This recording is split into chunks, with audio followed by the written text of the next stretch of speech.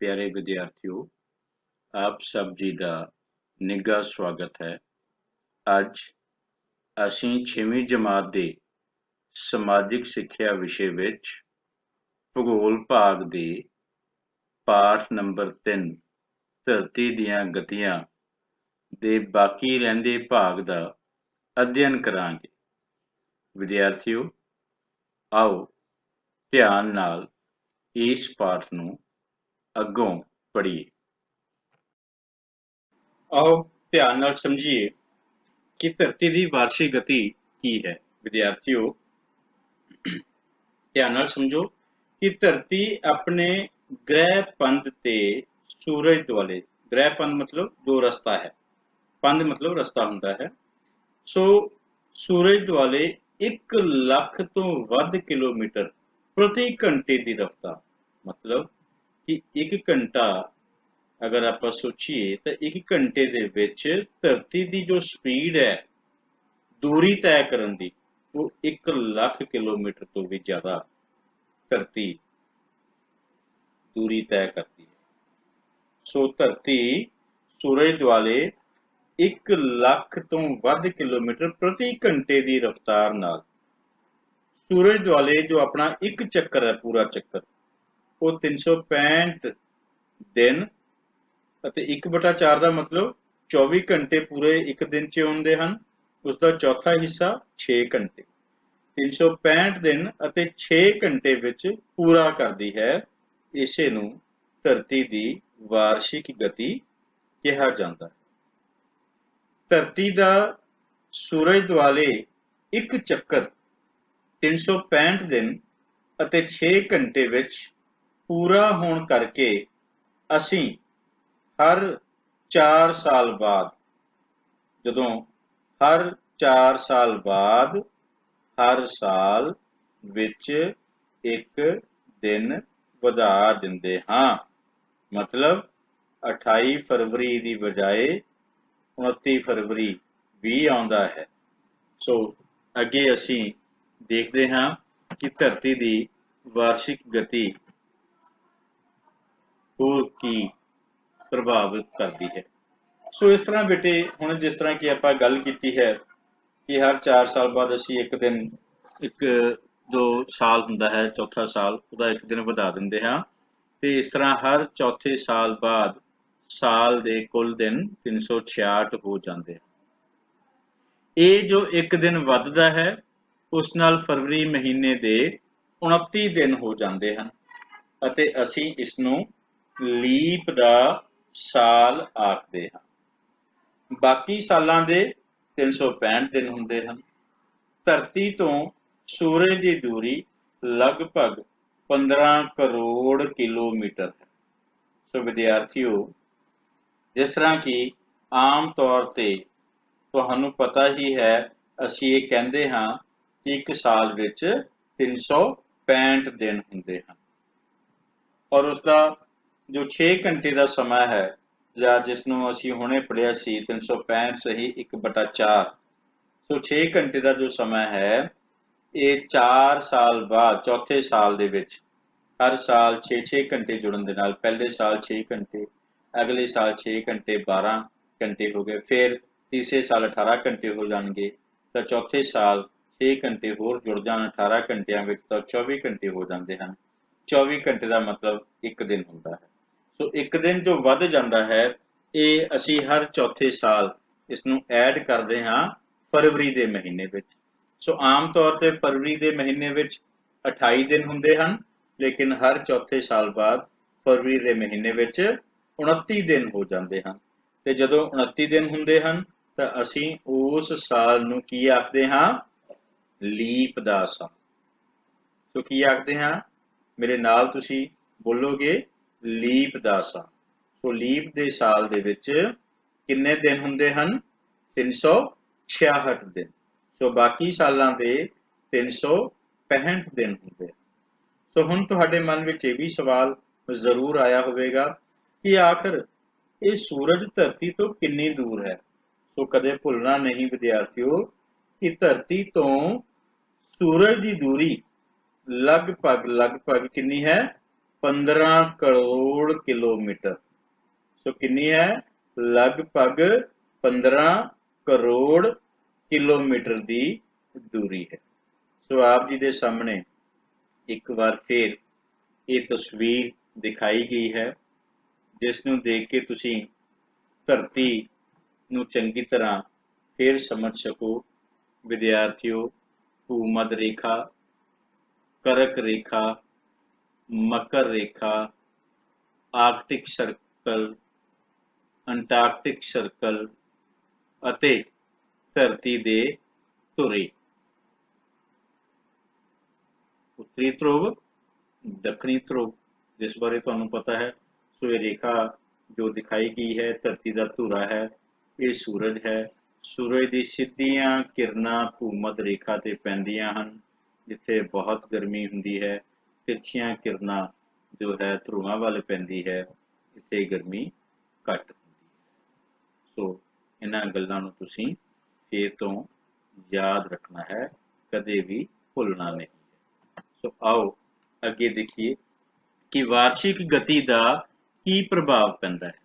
असीं हुणे पहलां समझिया सी कि धरती की दैनिक गति की सी, उस दैनिक गति के कारण की प्रभाव पैंदे सन। हुण असीं समझांगे कि जो धरती की वार्षिक गति है, इस वार्षिक गति दे नाल धरती उत्ते की असर हुंदे हन। जानना चाहते हो?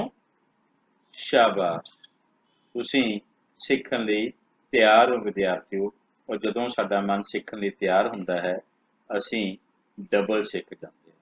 सो आओ शौक दे नाल सीखो, शौक दे नाल समझो ਅਤੇ महत्वपूर्ण गल्लां नूं नाल दी नाल नोट भी करो।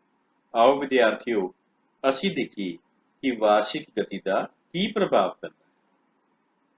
धरती सूरज दुआले परिक्रमा दौरान, परिक्रमा की हुंदी है?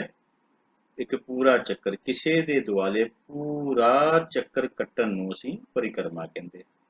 तो उस धरती सूरज दुआले एक पूरा चक्कर किन्ने दिनां च कटदी है?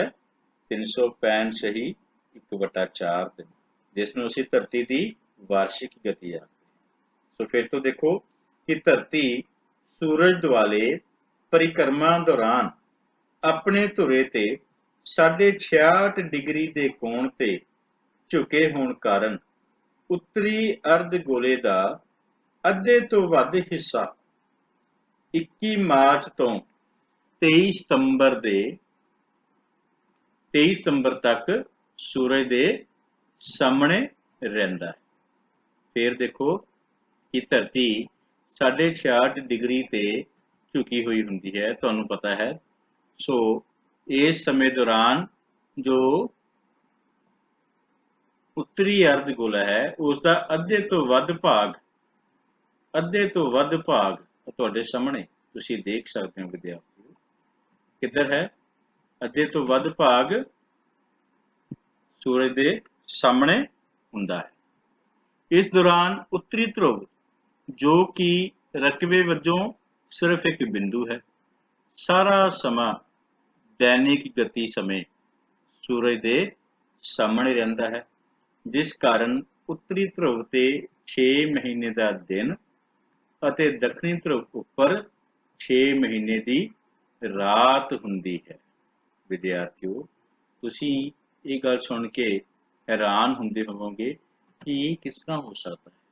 ये देखो कि इत्थे जो तुसीं तस्वीर देख रहे हो,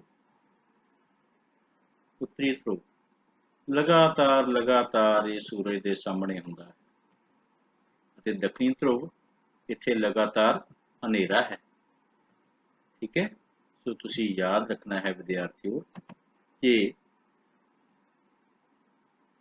उत्तरी ध्रुव जो कि रकबे वजों, रकबा मतलब एरिया वजों सिर्फ एक बिंदु रह जाता है ਅਤੇ सारा समा दैनिक गति समय सूरज के सामने रहिंदा है, जिस कारण उत्तरी ध्रुव ते 6 महीने का दिन हुंदा है ਅਤੇ दक्षिणी ध्रुव उपर 6 महीने लई रात रहिंदी है। ਅਤੇ वार्षिक गति बदलण मगरों 23 सितंबर तो 21 मार्च तक उत्तरी ध्रुव ते 6 महीने लई रात ਅਤੇ ਦੱਖਣੀ ਧਰੁਵ ਉੱਪਰ 6 ਮਹੀਨੇ ਲਈ ਦਿਨ ਰਹਿੰਦਾ ਹੈ। ਇਸ ਤਰ੍ਹਾਂ ਇਹਨਾਂ ਧਰੁਵਾਂ ਉੱਪਰ 6 ਮਹੀਨੇ ਲਈ ਦਿਨ ਅਤੇ 6 ਮਹੀਨੇ ਲਈ ਰਾਤ ਹੁੰਦੀ ਹੈ। ਵਿਦਿਆਰਥੀਓ, ਇਹਨਾਂ ਮਿਤੀਆਂ ਨੂੰ ਤੁਸੀਂ ਯਾਦ ਰੱਖਣਾ ਹੈ, ਭੁੱਲਣਾ ਨਹੀਂ ਹੈ। ਤੁਹਾਨੂੰ ਬਹੁਤ ਹੀ ਮਹੱਤਵਪੂਰਨ ਜਾਣਕਾਰੀ ਪ੍ਰਾਪਤ ਹੋਈ ਹੈ ਕਿ ਧਰੁਵਾਂ ਉੱਤੇ 6 ਮਹੀਨੇ ਦਾ ਦਿਨ ਤੇ 6 ਮਹੀਨੇ ਦੀ ਰਾਤ ਤੋਂ ਕੀ ਭਾਵ ਹੈ ਤੇ ਕਿਵੇਂ ਹੁੰਦਾ ਹੈ। ਸੋ ਕੀ ਮਿਤੀਆਂ ਹਨ?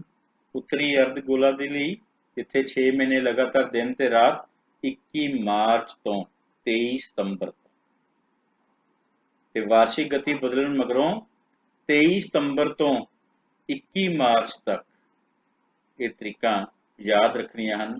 21 ਮਾਰਚ ਤੋਂ 23 ਸਤੰਬਰ ਤੱਕ ਉੱਤਰੀ ਧਰੁਵ ਉੱਤੇ ਦਿਨ ਰਹਿੰਦਾ ਹੈ। 23 ਸਤੰਬਰ ਤੋਂ 21 ਮਾਰਚ ਤੱਕ ਉੱਤਰੀ ਧਰੁਵ ਤੇ ਰਾਤ ਰਹਿੰਦੀ ਹੈ। ਇਸੇ ਤਰ੍ਹਾਂ ਪਹਿਲਾਂ 21 ਮਾਰਚ ਤੋਂ 23 ਸਤੰਬਰ ਤੱਕ ਦੱਖਣੀ ਧਰੁਵ ਤੇ ਰਾਤ ਹੁੰਦੀ ਹੈ ਤੇ 23 ਸਤੰਬਰ ਤੋਂ 21 ਮਾਰਚ ਤੱਕ ਦੱਖਣੀ ਧਰੁਵ ਤੇ ਦਿਨ ਹੁੰਦਾ ਹੈ। ਇਹਨਾਂ ਗੱਲਾਂ ਨੂੰ ਤੁਸੀਂ ਹਮੇਸ਼ਾ ਲਈ ਯਾਦ ਰੱਖਣਾ ਹੈ। ਆਓ ਅੱਗੇ ਦੇਖੀਏ। ਇਸ ਤਰ੍ਹਾਂ ਭੂਗੋਲਿਕ ਤੌਰ ਤੇ 21 ਜੂਨ ਨੂੰ ਸੂਰਜ ਦੀਆਂ ਕਿਰਨਾਂ ਕਰਕ ਰੇਖਾ ਉੱਪਰ ਸਿੱਧੀਆਂ ਪੈਂਦੀਆਂ ਹਨ ਅਤੇ 22 ਦਸੰਬਰ ਨੂੰ ਮਕਰ ਰੇਖਾ ਉੱਪਰ ਸਿੱਧੀਆਂ ਪੈਂਦੀਆਂ ਹਨ। ਇੰਜ ਜੂਨ ਨੂੰ ਉੱਤਰੀ ਅਰਧ ਗੋਲੇ ਵਿੱਚ ਗਰਮੀ ਦੀ ਰੁੱਤ ਹੁੰਦੀ ਹੈ ਅਤੇ ਦਸੰਬਰ ਵਿੱਚ ਦੱਖਣੀ ਅਰਧ ਗੋਲੇ ਵਿੱਚ ਗਰਮੀ ਦੀ ਰੁੱਤ ਹੁੰਦੀ ਹੈ। ਸਾਰੇ ਸੰਸਾਰ ਵਿੱਚ 21 ਮਾਰਚ ਅਤੇ 23 ਸਤੰਬਰ ਨੂੰ ਦਿਨ ਅਤੇ ਰਾਤ ਦੀ ਲੰਬਾਈ ਲਗਭਗ ਬਰਾਬਰ ਹੁੰਦੀ ਹੈ, ਕਿਉਂਕਿ ਇਹਨਾਂ ਦੋਹਾਂ ਦਿਨਾਂ ਦੌਰਾਨ ਕੋਈ ਵੀ ਧਰੁਵ ਸੂਰਜ ਵੱਲ ਨਹੀਂ ਝੁਕਿਆ ਹੁੰਦਾ। ਸੂਰਜ ਦੀਆਂ ਕਿਰਨਾਂ ਭੂ-ਮੱਧ ਰੇਖਾ ਉੱਪਰ ਸਿੱਧੀਆਂ ਹੀ ਪੈਂਦੀਆਂ ਹਨ ਅਤੇ ਇਸ ਅਵਸਥਾ ਨੂੰ ਵਿਸੂਵੀ ਆਖਦੇ ਹਨ। ਸੋ ਕੀ ਮਤਲਬ ਹੈ ਵਿਦਿਆਰਥੀਓ? ਆਓ ਧਿਆਨ ਨਾਲ ਸਮਝੀਏ ਕਿ ਉੱਤਰੀ ਭਾਗ ਵਿੱਚ ਅਸੀਂ ਚੰਗੀ ਤਰ੍ਹਾਂ ਜਾਣਦੇ ਹਾਂ ਕਿ ਭੂ-ਮੱਧ ਰੇਖਾ ਧਰਤੀ ਨੂੰ ਦੋ ਅਰਧ-ਗੋਲਿਆਂ ਵਿੱਚ ਵੰਡਦੀ ਹੈ, ਉੱਤਰੀ ਅਰਧ-ਗੋਲਾ ਅਤੇ ਦੱਖਣੀ ਅਰਧ-ਗੋਲਾ। ਸੋ ਕਰਕ ਰੇਖਾ ਭੂ-ਮੱਧ ਰੇਖਾ ਤੋਂ 23.5 ਡਿਗਰੀ ਉੱਤਰ ਵੱਲ ਹੈ। ਮਕਰ ਰੇਖਾ ਭੂ-ਮੱਧ ਰੇਖਾ ਤੋਂ 23.5 ਡਿਗਰੀ ਦੱਖਣ ਵੱਲ ਹੈ। ਸੋ 21 ਜੂਨ ਨੂੰ ਸੂਰਜ ਦੀਆਂ ਕਿਰਨਾਂ ਕਿੱਥੇ ਪੈਂਦੀਆਂ ਹਨ? ਕਰਕ ਰੇਖਾ ਉੱਪਰ। ਅਤੇ 22 ਦਸੰਬਰ ਨੂੰ ਕਿੱਥੇ ਪੈਂਦੀਆਂ ਹਨ? ਮਕਰ ਰੇਖਾ ਉੱਪਰ। ਸੋ ਸਿੱਧੀਆਂ ਪੈਂਦੀਆਂ ਹਨ। ਇਸ ਕਰਕੇ ਜੂਨ ਨੂੰ 21 ਜੂਨ ਨੂੰ ਕਿਹੜਾ ਮਹੀਨਾ ਹੈ? ਜੂਨ। ਸੋ ਜੂਨ ਨੂੰ ਉੱਤਰੀ ਅਰਧ ਗੋਲੇ ਵਿੱਚ ਗਰਮੀ ਦੀ ਰੁੱਤ ਹੁੰਦੀ ਹੈ ਤੇ ਦਸੰਬਰ ਵਿੱਚ ਦੱਖਣੀ ਅਰਧ ਗੋਲੇ ਵਿੱਚ ਗਰਮੀ ਦੀ ਰੁੱਤ ਹੁੰਦੀ ਹੈ। ਸੋ ਸਾਰੇ ਸੰਸਾਰ ਵਿੱਚ 21 ਮਾਰਚ ਅਤੇ 23 ਸਤੰਬਰ ਇਹ ਤਰੀਕਾਂ ਯਾਦ ਰੱਖਣੀਆਂ ਹਨ ਵਿਦਿਆਰਥੀਓ ਕਿ ਸਾਰੇ ਸੰਸਾਰ ਵਿੱਚ 21 ਮਾਰਚ ਅਤੇ 23 ਸਤੰਬਰ ਨੂੰ ਦਿਨ ਅਤੇ ਰਾਤ ਦੀ ਲੰਬਾਈ ਲਗਭਗ ਬਰਾਬਰ ਹੁੰਦੀ ਹੈ, ਕਿਉਂਕਿ ਇਹਨਾਂ ਦੋਹਾਂ ਦਿਨਾਂ ਦੌਰਾਨ ਕੋਈ ਵੀ ਧਰੁਵ ਸੂਰਜ ਵੱਲ ਨਹੀਂ ਝੁਕਿਆ ਹੁੰਦਾ। ਵਿਦਿਆਰਥੀਓ, ਤੁਸੀਂ ਅਕਸਰ ਦੇਖਦੇ ਹੋ ਕਿ ਗਰਮੀਆਂ ਦੇ ਵਿੱਚ ਦਿਨ ਲੰਬੇ ਹੁੰਦੇ ਹਨ, ਰਾਤਾਂ ਛੋਟੀਆਂ ਲੱਗਦੀਆਂ। ਇਸੇ ਤਰ੍ਹਾਂ ਸਰਦੀਆਂ ਦੇ ਵਿੱਚ ਛੇਤੀ ਹਨੇਰਾ ਹੋ ਜਾਂਦਾ ਹੈ, ਭਾਵ ਦਿਨ ਛੋਟੇ ਹੁੰਦੇ ਹਨ ਤੇ ਰਾਤਾਂ ਲੰਬੀਆਂ ਹੁੰਦੀਆਂ ਹਨ। ਇਹ ਅਸੀਂ ਅਨੁਭਵ ਕੀਤਾ ਹੈ ਸਭ ਨੇ, ਲੇਕਿਨ ਇਹ ਦੋ ਮਿਤੀਆਂ ਬੇਟਾ ਯਾਦ ਰੱਖਣੀਆਂ ਹਨ, 21 ਮਾਰਚ ਅਤੇ 23 ਸਤੰਬਰ। 21 ਮਾਰਚ ਅਤੇ 23 ਸਤੰਬਰ ਨੂੰ ਪੂਰੇ ਸੰਸਾਰ ਵਿੱਚ ਦਿਨ ਅਤੇ ਰਾਤ ਦੀ ਲੰਬਾਈ ਜੋ ਹੈ ਇਹ ਬਰਾਬਰ ਹੁੰਦੀ ਹੈ। ਔਰ ਇਸ ਦਾ ਕੀ ਕਾਰਨ ਹੈ? ਕਿਉਂਕਿ ਉਸ ਸਮੇਂ ਕੋਈ ਵੀ ਧਰੁਵ ਸੂਰਜ ਵੱਲ ਨਹੀਂ ਝੁਕਿਆ ਹੁੰਦਾ। ਸੂਰਜ ਦੀਆਂ ਕਿਰਨਾਂ ਭੂ-ਮੱਧ ਰੇਖਾ ਉੱਪਰ ਸਿੱਧੀਆਂ ਪੈਂਦੀਆਂ ਹਨ ਅਤੇ ਇਸ ਅਵਸਥਾ ਨੂੰ ਕੀ ਆਖਦੇ ਹਨ? ਵਿਸੂਵੀ। ਸੋ ਤੁਸੀਂ ਯਾਦ ਰੱਖਣਾ ਹੈ ਕਿ ਵਿਸੂਵੀ ਕੀ ਹੁੰਦੀ ਹੈ। ਜਦੋਂ ਸੂਰਜ ਦੀਆਂ ਕਿਰਨਾਂ ਭੂਮੱਧ ਰੇਖਾ ਉੱਪਰ ਸਿੱਧੀਆਂ ਪੈਂਦੀਆਂ ਹਨ ਤਾਂ ਇਸ ਅਵਸਥਾ ਨੂੰ ਕੀ ਆਖਦੇ ਹਨ? ਵਿਸੂਵੀ ਆਖਦੇ ਹਨ। ਸੋ ਵਿਦਿਆਰਥੀਓ, ਇਸ ਪੈਰੇ ਦੇ ਵਿੱਚ ਅਸੀਂ ਜੋ ਵੀ ਸਤਰਾਂ ਪੜ੍ਹੀਆਂ ਹਨ, ਇਹਨਾਂ ਨੂੰ ਹਮੇਸ਼ਾ ਹੀ ਤੁਸੀਂ ਯਾਦ ਰੱਖਣਾ ਹੈ। ਕਦੇ ਵੀ ਇਹਨਾਂ ਮਹੱਤਵਪੂਰਨ ਮਿਤੀਆਂ ਨੂੰ ਭੁੱਲਣਾ ਨਹੀਂ ਹੈ। ਵਿਦਿਆਰਥੀਓ, ਇਸ ਤਸਵੀਰ ਨੂੰ ਧਿਆਨ ਨਾਲ ਦੇਖੋ, ਜਿੱਥੇ ਤੁਹਾਨੂੰ ਅਲੱਗ-ਅਲੱਗ ਮਿਤੀਆਂ ਤੇ ਧਰਤੀ ਦੀ ਸੂਰਜ ਸਾਹਮਣੇ ਦੀ ਸਥਿਤੀ ਨੂੰ ਦਿਖਾਇਆ ਗਿਆ ਹੈ। ਇਹ 21 ਮਾਰਚ ਦੀ ਸਥਿਤੀ ਹੈ। ਇਹ 23 ਦਸੰਬਰ ਦੀ ਸਥਿਤੀ ਹੈ, ਜਿੱਥੇ ਆਪਾਂ ਗੱਲ ਕੀਤੀ ਸੀ ਕਿ ਇਹਨਾਂ ਮਿਤੀਆਂ ਤੇ ਪੂਰੇ ਹੀ ਵਿਸ਼ਵ ਦੇ ਵਿੱਚ ਦਿਨ ਅਤੇ ਰਾਤ ਦੀ ਲੰਬਾਈ ਬਰਾਬਰ ਹੁੰਦੀ ਹੈ। ਸੋ ਇਹ 21 ਜੂਨ ਦੀ ਸਥਿਤੀ ਹੈ, ਜਿੱਥੇ ਉੱਤਰੀ ਅਰਧ ਗੋਲੇ ਵਿੱਚ ਗਰਮੀ ਦੀ ਰੁੱਤ ਹੁੰਦੀ ਹੈ। ਇਹ 22 ਦਸੰਬਰ ਦੀ ਸਥਿਤੀ ਹੈ, ਜਦੋਂ ਦੱਖਣੀ ਅਰਧ ਗੋਲੇ ਦੇ ਵਿੱਚ ਗਰਮੀ ਦੀ ਰੁੱਤ ਹੁੰਦੀ ਹੈ। ਸੋ ਇਹ ਤੁਹਾਨੂੰ ਤਸਵੀਰ ਚੰਗੀ ਤਰ੍ਹਾਂ ਸਮਝ ਆ ਜਾਣੀ ਚਾਹੀਦੀ ਹੈ। ਆਓ ਅੱਗੇ ਦੇਖੀਏ। 21 ਜੂਨ ਦੀ ਸਥਿਤੀ, ਉੱਤਰੀ ਧਰੁਵ ਸੂਰਜ ਵੱਲ ਝੁਕਿਆ ਹੁੰਦਾ ਹੈ ਅਤੇ ਦੱਖਣੀ ਧਰੁਵ ਸੂਰਜ ਤੋਂ ਪਰੇ ਹੁੰਦਾ ਹੈ। ਤੇ ਉੱਤਰੀ ਧਰੁਵ ਸੂਰਜ ਵੱਲ ਝੁਕਿਆ ਹੈ, ਇਹ ਦੱਖਣੀ ਧਰੁਵ ਜੋ ਹੈ ਇਹ ਸੂਰਜ ਤੋਂ ਪਰੇ ਵੱਲ ਹੈ। ਇਸ ਲਈ ਕ੍ਰਮਵਾਰ ਧਰੁਵਾਂ ਤੇ 6 ਮਹੀਨੇ ਦਾ ਦਿਨ ਅਤੇ 6 ਮਹੀਨੇ ਦੀ ਰਾਤ ਹੁੰਦੀ ਹੈ। ਸੂਰਜ ਦੀਆਂ ਕਿਰਨਾਂ ਕਰਕ ਰੇਖਾ ਅਤੇ ਊਸ਼ਣ ਖੰਡੀ ਖੇਤਰ ਵਿੱਚ ਸਿੱਧੀਆਂ ਹੀ ਪੈਂਦੀਆਂ ਹਨ। ਸੋ ਇਹਨਾਂ ਗੱਲਾਂ ਨੂੰ ਤੁਸੀਂ ਯਾਦ ਰੱਖਣਾ ਹੈ। ਹੋਰ, ਉੱਤਰੀ ਗੋਲਾਰਧ ਦੇ ਬਹੁਤੇ ਭਾਗ ਉੱਪਰ ਸੂਰਜ ਦੀਆਂ ਕਿਰਨਾਂ ਪੈਂਦੀਆਂ ਹਨ, ਜਿਸ ਕਾਰਨ ਉੱਥੇ ਦਿਨ ਵੱਡੇ ਹੁੰਦੇ ਹਨ ਅਤੇ ਰਾਤਾਂ ਛੋਟੀਆਂ ਹੁੰਦੀਆਂ। ਇਸੇ ਤਰ੍ਹਾਂ ਉੱਤਰੀ ਗੋਲਾਰਧ ਵਿੱਚ ਗਰਮੀ ਦੀ ਰੁੱਤ ਹੁੰਦੀ ਹੈ। ਇਸ ਸਮੇਂ ਸੂਰਜ ਕਰਕ ਰੇਖਾ ਉੱਪਰ ਬਿਲਕੁਲ ਸਿੱਧਾ ਚਮਕਦਾ ਹੈ ਅਤੇ ਇਸ ਨੂੰ ਊਸ਼ਣ ਅਯਨਾਂਤ ਆਖਦੇ ਹਨ। ਤੁਸੀਂ ਯਾਦ ਰੱਖਣਾ ਹੈ ਵਿਦਿਆਰਥੀਓ ਕਿ ਊਸ਼ਣ ਅਯਨਾਂਤ ਕੀ ਹੈ, ਕਿ ਜਦੋਂ ਸੂਰਜ ਕਰਕ ਰੇਖਾ ਉੱਪਰ ਬਿਲਕੁਲ ਸਿੱਧਾ ਚਮਕਦਾ ਹੈ ਤਾਂ ਉਸ ਨੂੰ ਅਸੀਂ ਊਸ਼ਣ ਅਯਨਾਂਤ ਆਖਦੇ ਹਾਂ। ਇਸੇ ਕਰਕੇ ਕਰਕ ਰੇਖਾ ਦੇ ਖੇਤਰ ਵਿੱਚ ਦਿਨ ਦੀ ਲੰਬਾਈ ਸਭ ਤੋਂ ਵੱਧ ਅਤੇ ਰਾਤ ਦੀ ਲੰਬਾਈ ਛੋਟੀ ਹੁੰਦੀ ਹੈ। ਸੋ ਇਹਨਾਂ ਗੱਲਾਂ ਨੂੰ ਭੁੱਲਣਾ ਨਹੀਂ ਹੈ, ਯਾਦ ਰੱਖਣਾ ਹੈ ਵਿਦਿਆਰਥੀਓ। ਆਓ ਅੱਗੇ ਦੇਖੀਏ ਕਿ ਕੀ ਹੋਰ ਸਮਝ ਸਕਦੇ ਹਾਂ। 21 ਮਾਰਚ ਅਤੇ 23 ਸਤੰਬਰ ਦੀ ਸਥਿਤੀ, ਇਹਨਾਂ ਦਿਨਾਂ ਵਿੱਚ ਨਾ ਤਾਂ ਉੱਤਰੀ ਧਰੁਵ ਝੁਕਿਆ ਹੁੰਦਾ ਹੈ ਅਤੇ ਨਾ ਹੀ ਦੱਖਣੀ ਧਰੁਵ ਝੁਕਿਆ ਹੁੰਦਾ ਹੈ। ਠੀਕ ਹੈ, ਇਸ ਗੱਲ ਨੂੰ ਤੁਸੀਂ ਸਮਝਣਾ ਹੈ। ਭਾਵ ਸੂਰਜ ਕਾਫੀ ਹੱਦ ਤੱਕ ਧਰਤੀ ਦੇ ਮੱਧ ਵਿੱਚ ਹੀ ਚਮਕਦਾ ਹੈ। ਸੋ ਇਹ ਤਸਵੀਰ ਤੁਹਾਡੇ ਸਾਹਮਣੇ ਹੈ, 21 ਮਾਰਚ ਤੇ 23 ਸਤੰਬਰ ਦੀ ਸਥਿਤੀ।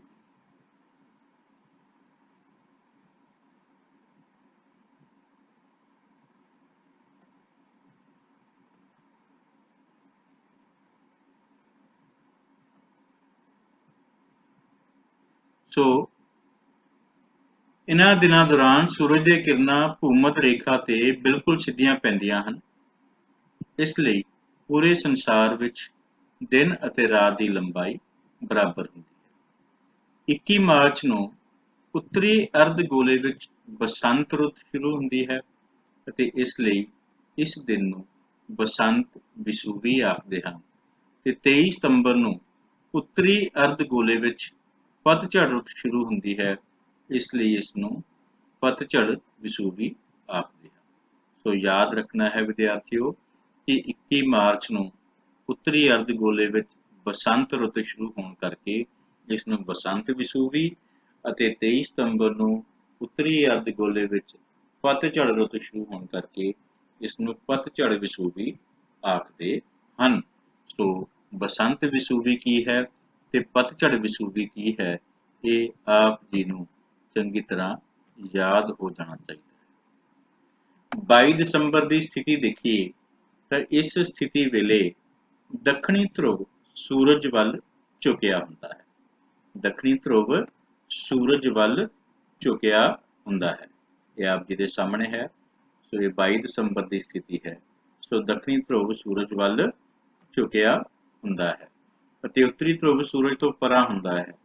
ਸੂਰਜ ਦੀਆਂ ਕਿਰਨਾਂ ਮਕਰ ਰੇਖਾ ਉੱਪਰ ਸਿੱਧੀਆਂ ਪੈਂਦੀਆਂ ਹਨ। ਸੂਰਜ ਦੀਆਂ ਕਿਰਨਾਂ ਮਕਰ ਰੇਖਾ ਉੱਪਰ ਸਿੱਧੀਆਂ ਪੈਂਦੀਆਂ ਹਨ, ਜਿਸ ਕਰਕੇ ਇੱਥੇ ਦਿਨ ਲੰਬੇ ਅਤੇ ਰਾਤਾਂ ਛੋਟੀਆਂ ਹੁੰਦੀਆਂ ਹਨ। ਇਸ ਤਰ੍ਹਾਂ ਦੱਖਣੀ ਗੋਲਾਰਧ ਵਿੱਚ ਗਰਮੀ ਦਾ ਮੌਸਮ ਹੁੰਦਾ ਹੈ। ਇਸ ਸਮੇਂ ਸੂਰਜ ਮਕਰ ਰੇਖਾ ਉੱਪਰ ਬਿਲਕੁਲ ਸਿੱਧਾ ਚਮਕਦਾ ਹੈ ਅਤੇ ਇਸ ਨੂੰ ਅਸੀਂ ਸ਼ੀਤ ਅਇਨਾਂਤ ਆਖਦੇ ਹਾਂ।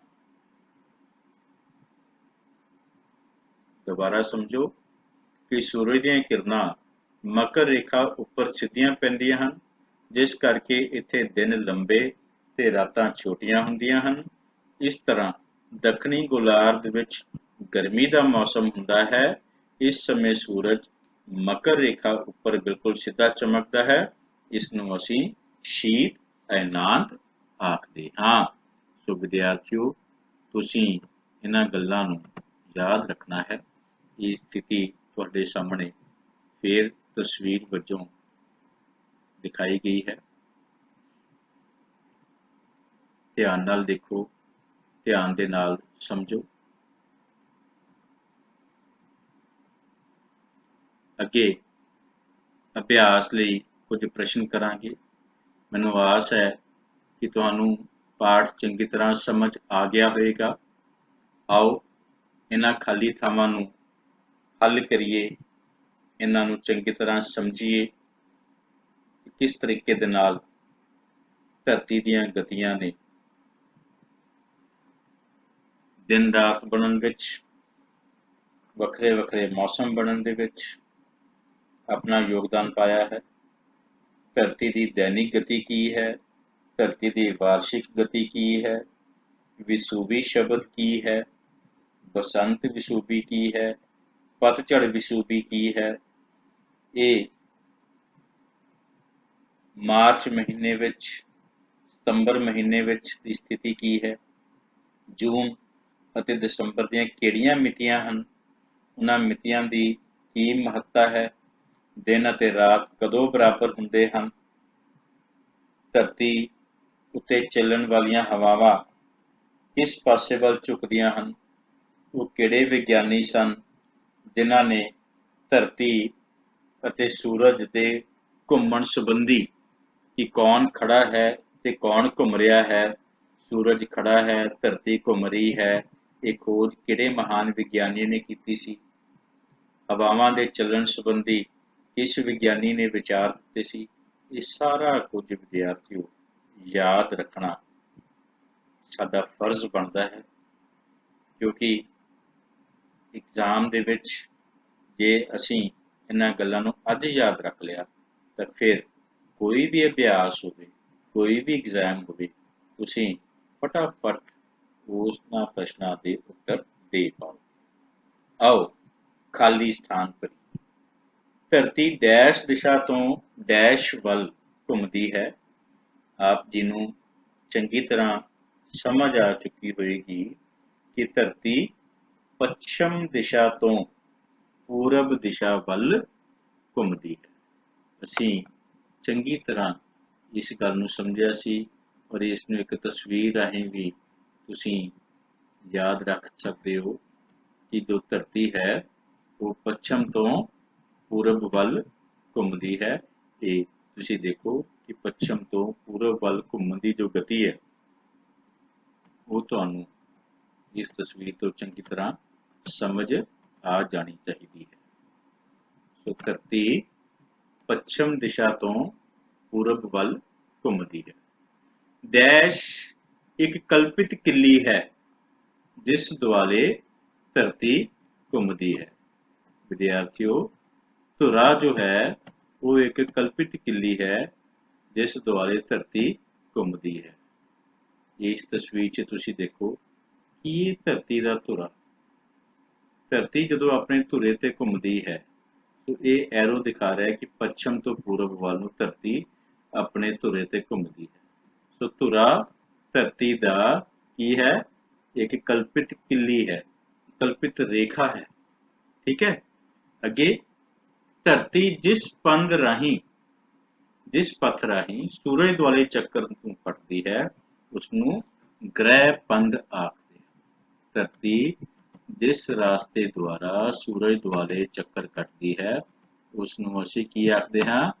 ਗ੍ਰਹਿ ਪੰਧ। ਇਹ ਦੇਖੋ ਧਰਤੀ ਇੱਕ ਰਸਤੇ ਦੁਆਰਾ ਸੂਰਜ ਦੁਆਲੇ ਚੱਕਰ ਕੱਟ ਰਹੀ ਹੈ।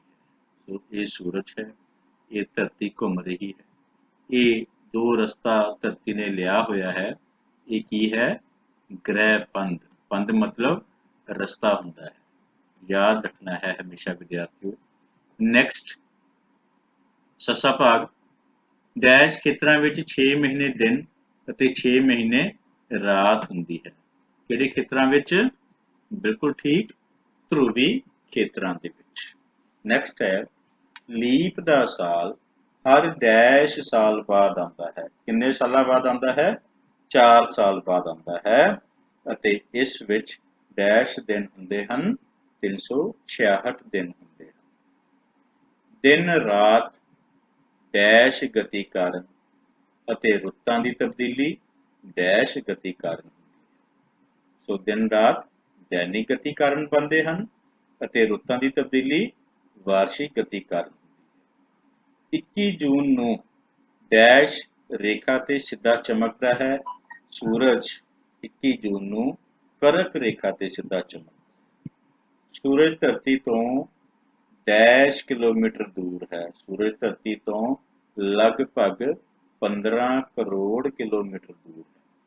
ਸੋ ਧਰਤੀ ਆਪਣੇ ਧੁਰੇ ਦੁਆਲੇ ਡੈਸ਼ ਘੰਟਿਆਂ ਵਿੱਚ ਅਤੇ ਸੂਰਜ ਦੁਆਲੇ ਡੈਸ਼ ਦਿਨਾਂ ਵਿੱਚ ਚੱਕਰ ਪੂਰਾ ਕਰਦੀ ਹੈ। ਧਰਤੀ ਆਪਣੇ ਧੁਰੇ ਦੁਆਲੇ 24 ਘੰਟੇ ਵਿੱਚ ਅਤੇ ਸੂਰਜ ਦੁਆਲੇ 365 ਸਹੀ 1/4 ਦਿਨਾਂ ਵਿੱਚ ਚੱਕਰ ਪੂਰਾ ਕਰਦੀ ਹੈ। ਵਿਦਿਆਰਥੀਓ ਆਓ ਅੱਗੇ ਦੇਖੀਏ। ਠੀਕ ਤੇ ਗਲਤ ਦੱਸੋ। ਲੀਪ ਦੇ ਸਾਲ ਵਿੱਚ ਫਰਵਰੀ ਮਹੀਨੇ ਦੇ 30 ਦਿਨ ਹੁੰਦੇ ਹਨ। ਇਹਦਾ ਉੱਤਰ ਕੀ ਹੈ? ਗਲਤ ਹੈ। ਬਿਲਕੁਲ ਠੀਕ।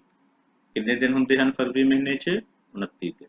ਨੈਕਸਟ ਹੈ 22 ਦਸੰਬਰ ਨੂੰ ਦੱਖਣੀ ਧਰੁਵ ਸੂਰਜ ਵੱਲ ਝੁਕਿਆ ਹੁੰਦਾ ਹੈ। ਬਿਲਕੁਲ ਠੀਕ। 21 ਮਾਰਚ ਅਤੇ 23 ਸਤੰਬਰ ਨੂੰ ਦਿਨ ਰਾਤ ਦੀ ਲੰਬਾਈ ਬਰਾਬਰ ਹੁੰਦੀ ਹੈ। ਬਿਲਕੁਲ ਠੀਕ ਹੈ। ਰੁੱਤ ਤਬਦੀਲੀ ਦੈਨਿਕ ਗਤੀ ਕਰਕੇ ਹੁੰਦੀ ਹੈ? ਨਹੀਂ, ਇਹ ਤਾਂ ਵਾਰਸ਼ਿਕ ਗਤੀ ਕਰਕੇ ਹੁੰਦੀ ਹੈ। ਸਾਲ 2020 ਲੀਪ ਦਾ ਸਾਲ ਹੈ? ਬਿਲਕੁਲ ਠੀਕ। 21 ਮਾਰਚ ਨੂੰ ਪਤਝੜ ਵਿਸ਼ੂਬੀ ਆਖਦੇ ਹਨ? ਨਹੀਂ, ਗਲਤ ਹੈ। ਭਾਰਤ ਅਤੇ ਇੰਗਲੈਂਡ ਦੱਖਣੀ ਅਰਧਗੋਲੇ ਵਿੱਚ ਸਥਿਤ ਹਨ? ਗਲਤ ਹੈ। ਧਰਤੀ ਦਾ ਧੁਰਾ ਆਪਣੇ ਗ੍ਰਹਿ ਪੰਧ ਨਾਲ 66.5 ਡਿਗਰੀ ਦਾ ਕੋਣ ਬਣਾਉਂਦਾ ਹੈ। ਬਿਲਕੁਲ ਠੀਕ ਹੈ ਵਿਦਿਆਰਥੀਓ। ਨੈਕਸਟ ਹੈ ਸੂਰਜ ਦੁਆਲੇ ਘੁੰਮਦਿਆਂ ਧਰਤੀ ਨੂੰ 4 ਹਾਲਤਾਂ ਵਿੱਚੋਂ ਨਿਕਲਣਾ ਪੈਂਦਾ ਹੈ। ਸੂਰਜ ਦੁਆਲੇ ਘੁੰਮਦਿਆਂ ਧਰਤੀ ਨੂੰ 4 ਹਾਲਤਾਂ ਵਿੱਚੋਂ ਨਿਕਲਣਾ ਪੈਂਦਾ ਹੈ। ਸਹੀ ਹੈ ਕਿ ਗਲਤ ਹੈ? ਬਿਲਕੁਲ ਠੀਕ ਹੈ।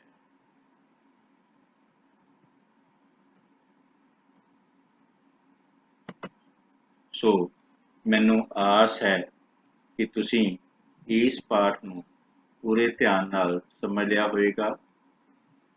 ਆਪਦੇ ਮਨ ਵਿੱਚ ਕੋਈ ਵੀ ਪ੍ਰਸ਼ਨ ਅਜਿਹਾ ਨਹੀਂ ਹੋਏਗਾ ਜਿਸ ਦਾ ਉੱਤਰ ਆਪ ਜੀ ਨੂੰ ਪਤਾ ਨਾ ਲੱਗਿਆ ਹੋਵੇ।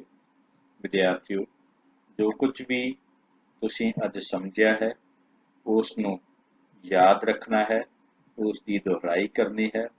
ਮਹੱਤਵਪੂਰਨ ਗੱਲਾਂ ਨੂੰ ਤੁਸੀਂ ਹਮੇਸ਼ਾ ਆਪਣੇ ਕੋਲ ਨੋਟ ਕਰਕੇ ਰੱਖਿਆ ਕਰੋ।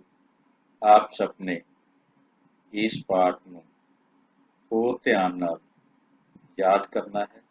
ਆਪ ਸਭ ਦਾ ਬਹੁਤ ਬਹੁਤ